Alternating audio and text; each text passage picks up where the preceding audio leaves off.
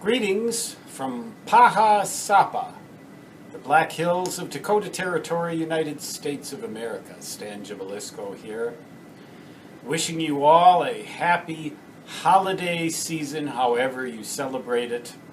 Or if you don't, a happy time for you too, no matter what. Goodwill towards everybody here from Paha Sapa.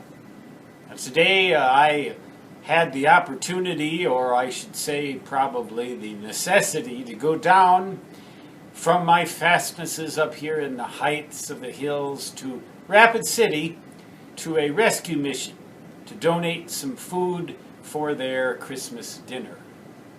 And I also gave them a little gift, a little something to hang on their wall. The rescue mission is a place where homeless people can lay their head instead of on the street in the winter in Dakota Territory, which is not exactly the greatest place to be. Anyway, it was either that or be alone, for reasons I will not get into here today because I don't want to bring you down. I want to lift you up. You may remember, if you attended any kind of church when you were a kid, as I did, had a fairly, what you might call, Protestant religious upbringing, Christian religious upbringing. But be that as it may, all religions seem to share the notion that it's more blessed to give than to receive, and oh yeah, you can throw that at people and act like you're holier than they are if you give something without expecting anything back. But on the other hand, you ought to try it sometime and see exactly why that saying seems to have gained such traction. You get more when you give than you do when you receive. It's paradoxical, but always true in this strange universe. But I met some people down there, and a lot of them, they were kind of down and out and just kind of, zoning out watching television, and they were all sober. I mean, they weren't drinking or anything or drugging.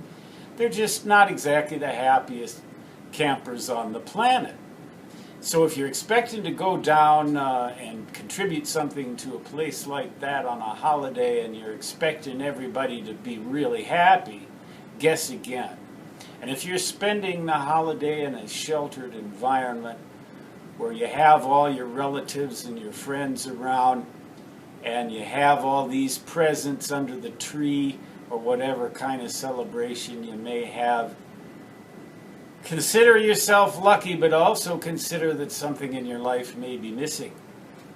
And that something is the realization that this world is not always that pretty and sanitary a place, or sterile a place. And I went down and I gave them these things, and a couple of people were friendly, and they came up to me and talked to me and yammered at me sort of the way I'm yammering at you on these videos. One of them said, "I'm not Russian, I'm Irish." He's not Russian because he's not in a hurry. And then he pointed to big number 8, and he pointed to where I put the gas in there. And the little door, on the side there was open, and the gas cap was off. And I realized that when I had gassed up about 20 miles back down the road, I had forgotten to put that gas cap back on and shut that door. I thought, oh brother, I need more Diet Mountain Dew. But he said he's not in a rush. He's not Russian. He's Irish. Okay, ethnic joke. But he looked Irish too. He looked like a little, what do you call those, leprechauns?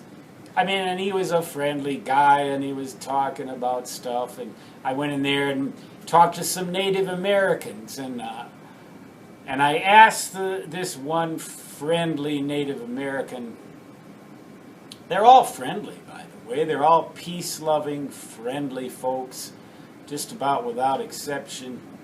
You have to just get on their wavelength, and they can get on your wavelength, and you can communicate. But you have to kind of open up all the receivers. Well, there's my radio, dark matter and all. You have to open up You have to see the light and the dark and everything else. And I asked him, what does Paha Sapa actually mean? Most people think it means black hills. Well, evidently the literal translation goes something along the lines of hills that are black. And they look black from a distance because of the way that the atmosphere treats the colors of the trees over distances. Even in the winter they look black. Even when they're covered in snow, they look black from a distance. Go figure. But it means something more than that. I'd heard that and I'd read that, and I asked him, kind of picked his brain a little bit and said, I've read things to the effect that it means center of the universe or center of all things. And he said, well, it's a place where we go to pray, where we, Sioux, Lakota, go to pray. We pray for the world. And I told him, it's a good thing to pray for. This world needs all the prayer it can get. So, that's my invitation to you, is to pray for the world. I'm praying for the world over and above myself. Realize that each one of us, while important, is only one element, one soul, one spirit among many, many, many others in this universe. And that's kind of comforting in a way.